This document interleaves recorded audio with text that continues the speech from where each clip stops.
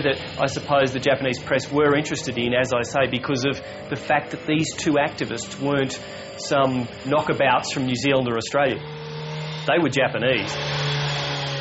Two young Japanese taking on their own culture.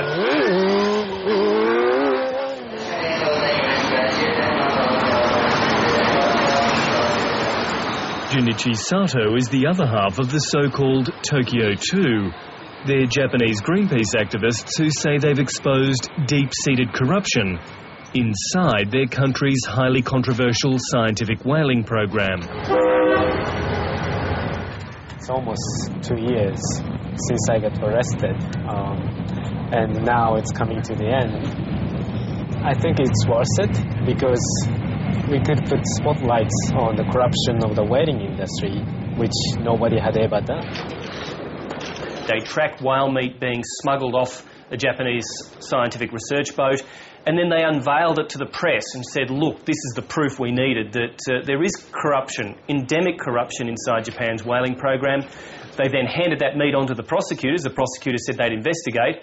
But instead of the crewmen being arrested for theft, these two young Greenpeace activists were instead arrested and faced criminal charges of theft.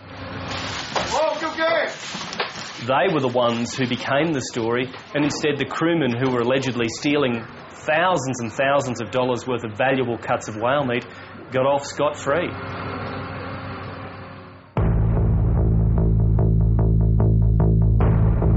The Tokyo 2's journey started with this man, a former crew member on board Japan's flagship whaling vessel, the Nishin Maru. In a highly sensitive and secretive industry, he blew the whistle on crewmates who he says were stealing whale meat from the scientific whaling program. And what we uncovered were two whistleblowers, men with about 50 years combined experience on board whaling ships, who said that corruption existed basically at every level within the program. And to get that was an international scoop, and it made headlines around the world. A lot of Japanese don't really get the Australian position on whaling. They say, well, look, you kill cows, you know, you eat lots of meat. This is just meat for us. It's a giant fish.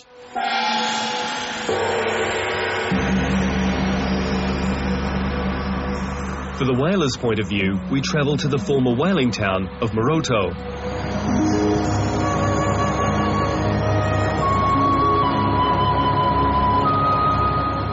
At 78, Tomohisa Nagaoka is an old man of the sea. And like Hemingway's salt-soaked protagonist, he's battled some giants of the deep.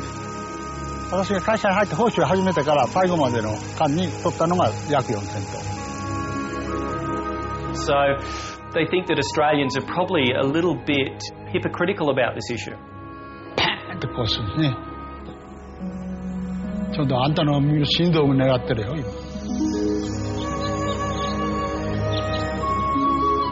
In Japan, there tends to be walls. You have to penetrate the walls of culture and tradition, secrecy in some cases.